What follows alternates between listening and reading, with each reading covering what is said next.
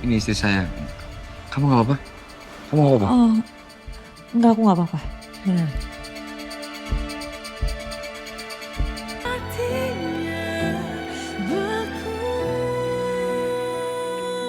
Kamu jangan kabur, ya.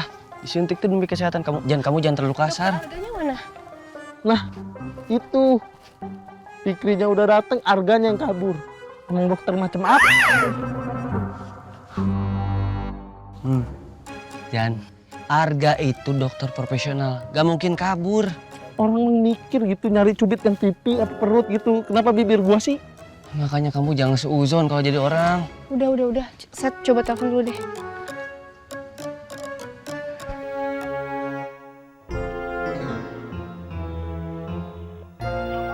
Aduh, nggak diangkat lagi nomornya. Nah itu dia, itu. Lagi rame, sibuk kayak begini. Tugas dia mangkir. Emang dokter macam apa? Jan, kamu kalau punya bibir, jangan asal bunyi, ya. Ini kalau Arga nggak datang, bibir gua masuk IGD nih. Kentor nih sampai segini.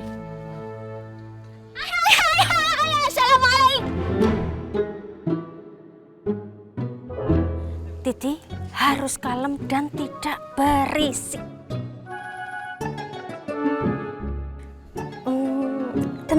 Tenang semuanya. Titi datang ke sini karena Titi mau menginformasikan jikalau Dokter Arga mengalami kecelakaan dan sekarang sedang dilarikan ke rumah sakit sama Babang Kalcer alias Babang Kiblat.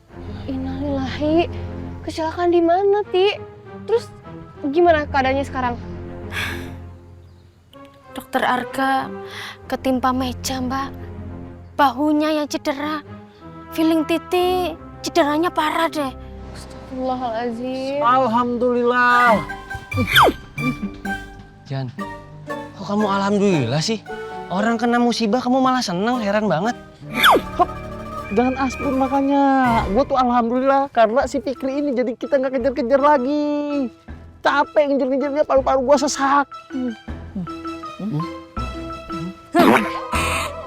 Titi sangat tidak berkenan jikalau ada seseorang yang dengan sengaja dan tanpa paksaan menyakiti hati suami masa depan Titi. Paham? Untungnya dari pemeriksaan awal tidak ada yang patah. Kelihatannya cuma memar sama tertarik ototnya saja. Berarti tidak ada tindakan apa-apa lagi nih, Dok? Untuk sekarang ini nggak perlu. Dokter Arga boleh pulang. Tapi kalau ternyata nyerinya tambah parah, atau bahunya tidak bisa digerakkan, atau bahunya tambah bengkak, sebaiknya nanti dikontrol lagi. Oke. Baik Pak, kalau begitu saya permisi.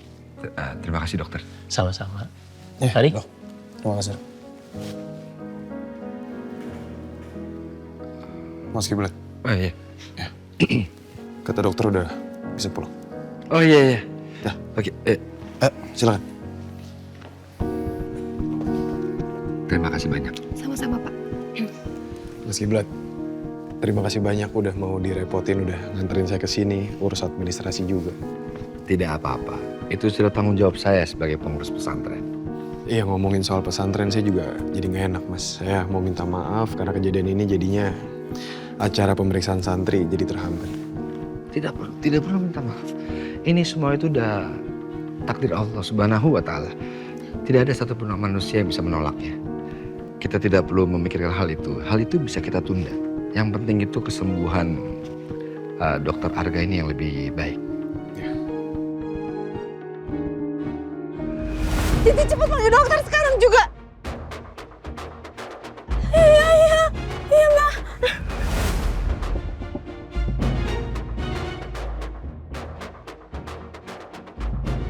Aku merasa ada yang aneh antara Arga dan Thalia.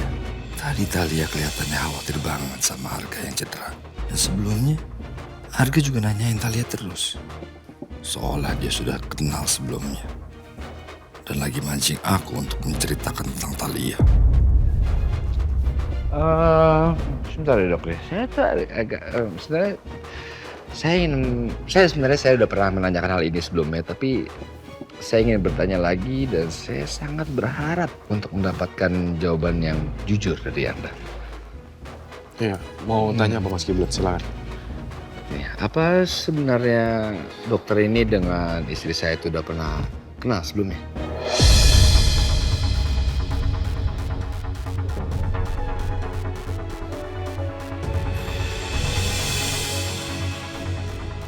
Mereka serius banget.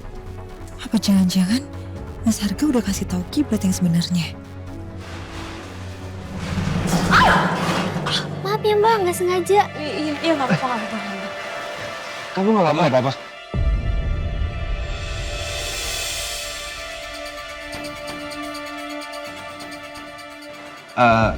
Ini istri saya. Kamu nggak apa-apa? Kamu nggak apa-apa? Oh, enggak, aku nggak apa-apa. Benar. Aku khawatir aja. Dokter, kamu mau balik bareng kami? Nggak usah, nggak apa-apa Mas Kiblat. Saya bisa pulang sendiri kok. Terima kasih. Oke, baik kalau begitu. Ayo. Ayo. Kenapa? Ayo. Enggak apa-apa. Mari dokter. Ya.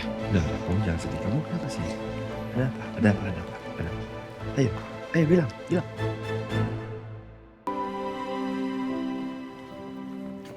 Kiblat, aku harus bicara sama kamu. Nanti kita bicara di rumah aja. Enggak, aku mau ngomong di sini aja. Ngomong soal apa? Soal Mas Harga.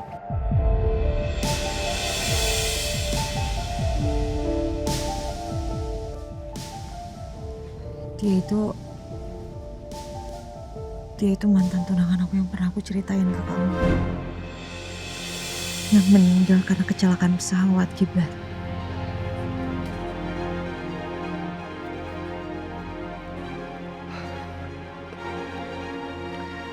Terus kenapa kamu pakai bilang kalau dia itu udah meninggal?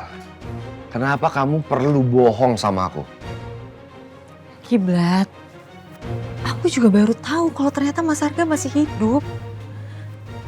Kemarin aku ketemu sama dia. Dan dia jelasin kalau dia selamat dari kecelakaan pesawat itu karena ditolongin sama warga. Kemarin?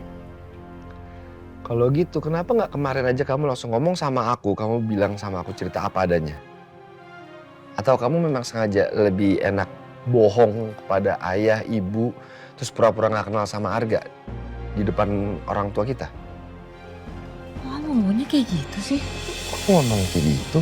Kiblat, aku tuh sama sekali nggak ada berniat untuk bohong sama kamu, ayah ataupun ibu. Cuman bingung aku harus ngejelasin ini semua tuh dari mana. Karena aku sendiri pun shock waktu pertama kali ketemu sama Mas Harga. Aku nggak berniat pura-pura di depan kalian semua. Justru aku bingung, kenapa Mas Harga itu pura-pura nggak kenal sama aku waktu ayah kenalin ke kita. Kiblat, aku tuh cuman berusaha untuk jujur sama kamu. Dan aku harap kamu tuh percaya sama aku. Aku berharap kamu juga menghargai kejujuran aku sama kamu. Ternyata sesakit ini mengetahui Talia punya rahasia yang disembunyikan dari aku. Gimana kalau Talia akhirnya tahu kalau aku punya rahasia yang lebih besar tentang penyakitku. Dan sudah lama aku sembunyikan darinya. Kamu percayakan sama aku. Mas Harga itu cuma masa lalu aku, Kiblat.